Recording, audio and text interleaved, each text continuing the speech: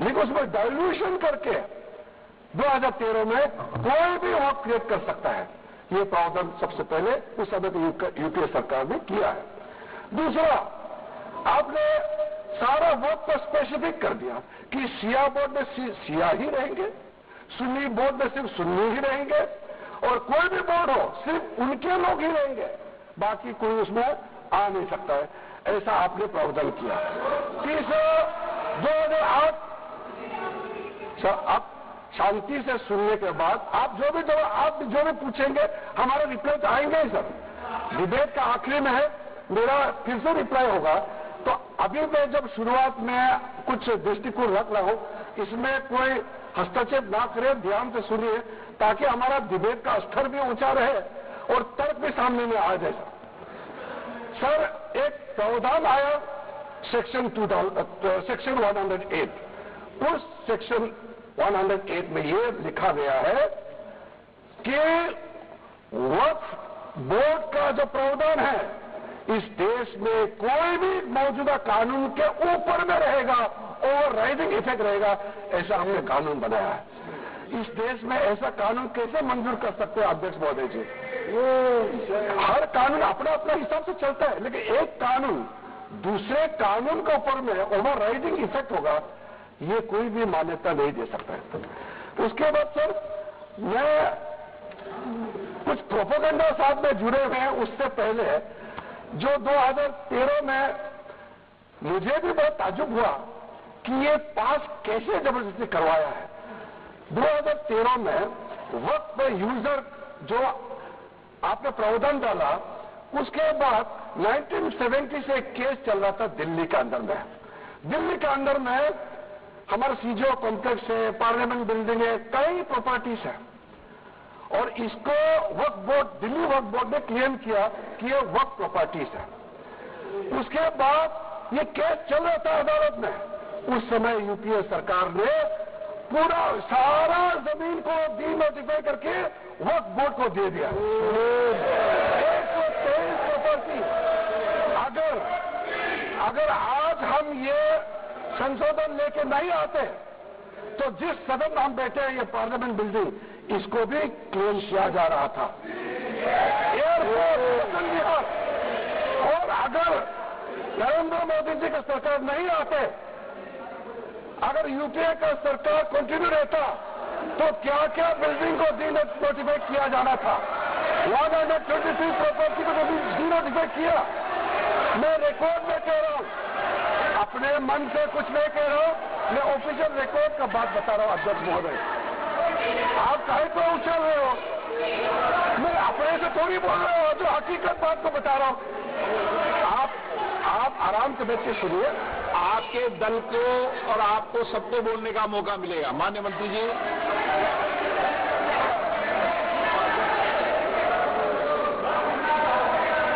Sir, मैं फिर से कह रहा हूं, मैं एक शब्द अपने ओर से नहीं कह रहा हूं। जो घटना है, जो हकीकत है, यही कह रहा हूं। इनको इसमें इतना उछालने का, उत्तेजित होने का कोई मतलब ही नहीं है सर। अध्यक्ष महोदय,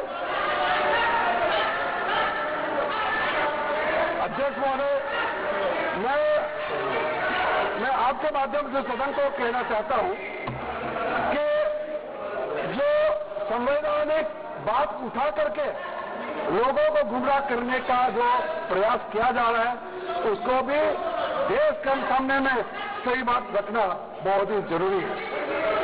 एक बात बार बार इन लोगों ने कहा गया है कि ये जो वक्फ अमेंडमेंट बिल है, ये आर्टिकल 25, आर्टिकल 26 का उल्लंघन करता है। चुका हूँ, आप पढ़ लो। कभी भी डिबेट के बीच में पॉइंट ऑफ ऑर्डर नहीं होता है। व्यवस्था दे दी है, फंसाना कभी। माननीय मंत्री जी बोलिए।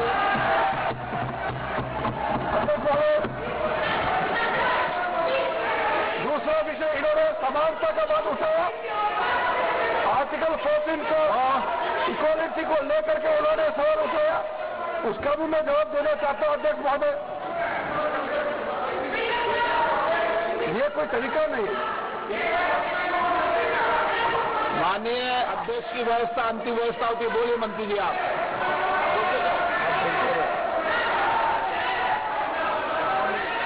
अध्यक्ष महोदय, क्योंकि मेरा कान खुला हुआ है तो ये डिस्टर्ब हो रहा है मुझे।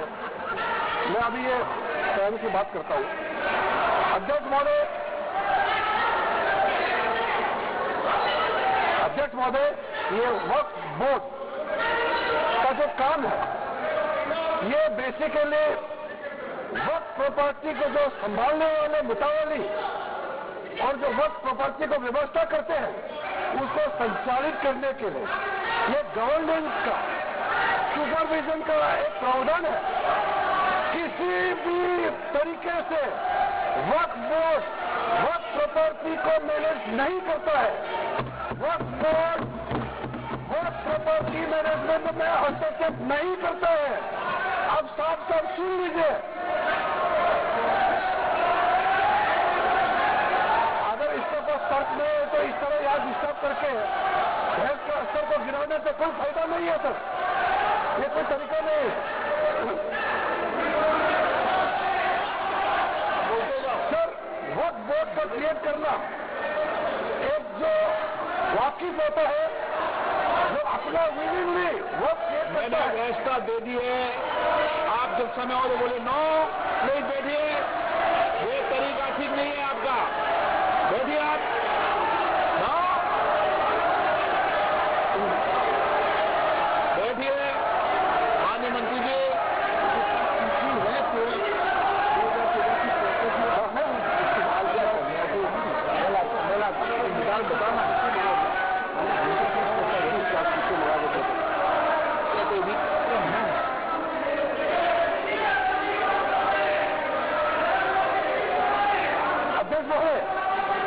सबको बोलने का मौका मिलने वाले हैं, तो कम से कम बात को शांति से सुनने के बाद आप अपना बात रखिए।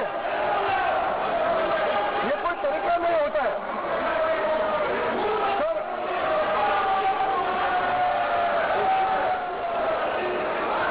अध्यक्ष महोदय, ये जो उन्होंने गुमराह करने का कोशिश किया गया है, ये मैं कुछ केसेस आपको बताना चाहता हूं सर। आप देखिए, आर्टिकल 25(1) क्या कहता है, संविधान का अनुच्छेद आर्टिकल 25(1) कहता है, subject to public order, morality and health and to the other provisions of this part, all the persons are equally entitled to freedom of conscience and the right freely to profess, practice and propagate religion. Sir, government किसी भी धार्मिक व्यवस्था को, किसी भी religious institution, कोई धार्मिक काम में हस्तक्षेप करने नहीं जा रहा है, ना ही वक्फ बोर्ड किसी धार्मिक स्थल की व्यवस्था में कोई भी तरीके से हाथ डालने का प्रावधान है, बिल्कुल नहीं है सर।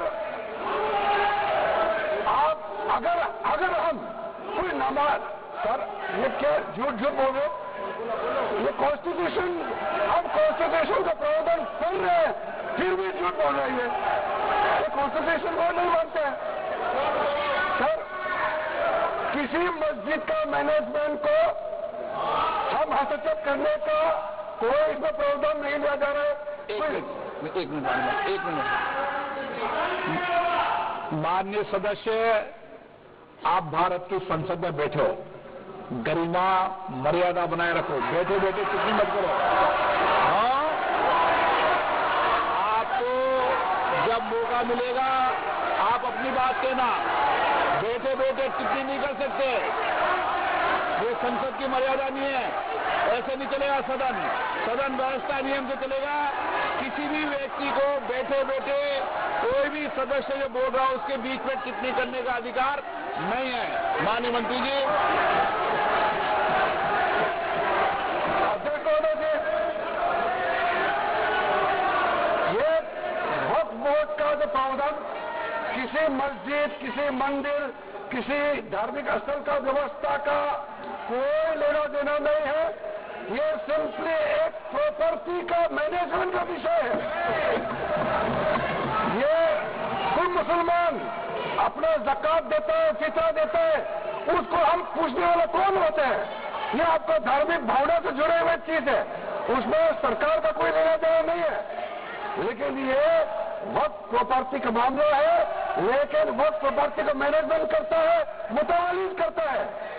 ये आपको इतना बेसिक ये फर्क जो है अगर समझ में नहीं आते या जानबूझ करके आप नहीं समझना चाहते हैं तो मेरे पास इसका कोई इलाज नहीं है।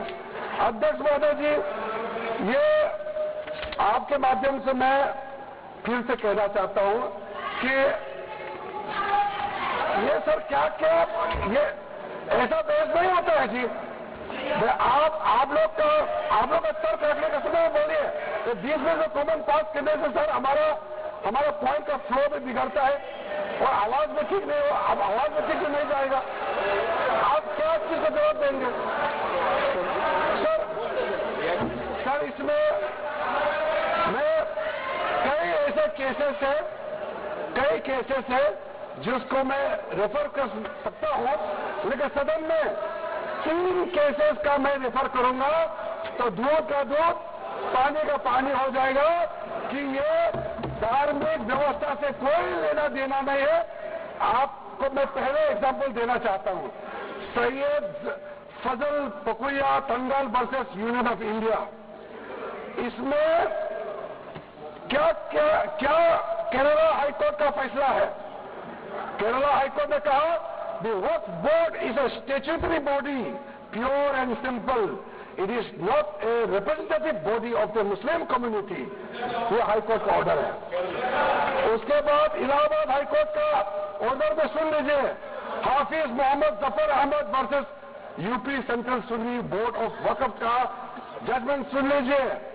A mutawalli's right is purely a right of management of the property and is not a proprietary right. The duties of a mutawalli are purely of a secular character. His duties are not of a religious character. इतना clear cut ruling है। तीसरा, किरकायत श्री गोविंद लाल जी महाराज versus state of Rajasthan. इसमें high court ने क्या कहा, supreme court ने क्या कहा, right to manage the properties of the temple. अब देखिए मंदिर का भी इसमें एग्जाम्पल दिया गया है। Right to manage the properties of the temple is purely a secular matter and can not be regarded as a religious practice. Properties of temple, temple नहीं, टेम्पल का जो प्रॉपर्टी है। उसी प्रकार से आप बार बार कहना कि मुसलमानों का अधिकार में गैर मुसलमान कैसे आ रहा है, ये तर्क ही नहीं बनता है। आप ये आज से ये बात बोलने के लिए बंद कीजिए। सर 2013 में जो काम किए गए हैं उसमें मैं एक चीज जिक्र करना चाहता हूं। इलेक्शन आने वाला था, बहुत ही कम दिन बच गए थे। इलेक्शन कोड ऑफ कॉन्डक्ट लगने ही वाला था। हम सबको मालूम है अप्रैल और मई में चुनाव हुआ था। 5 मार्च 2014 को उस समय की यूपीए सरकार ने 123 प्राइम प्रॉपर्टीज को जो housing and urban development ministry का तहत आता है उसको आपने दिल्ली वक्फ बोर्ड को